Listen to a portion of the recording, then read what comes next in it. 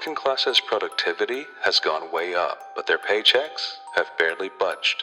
For decades after World War II, productivity, what workers produced per hour, and compensation, what workers earned, rose roughly in tandem. But according to the Economic Policy Institute, starting around 1973, they diverged sharply.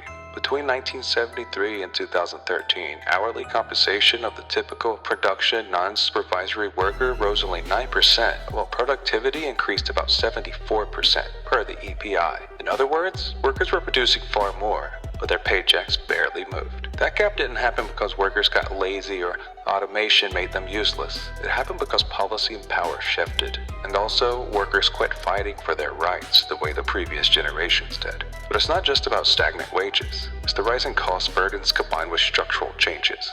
Add to it, the productivity pay gap exists because the gains from productivity went elsewhere, to capital, to the top 1%, to corporate profits. The EPI says the entire gap is associated with rising inequality and declining shared income going to labor. What keeps the system going? Weaker unions, deregulated labor markets, and policies designed to suppress bargaining power. The result? Even when you work harder, you don't get ahead.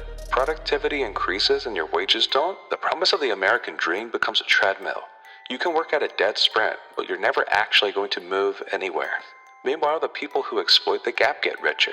The structural drivers, corporate consolidation, global labor arbitrage, policy capture, they all stay hidden. The working class absorbs the consequences, while the ruling class absorbs all the gains. That is the system.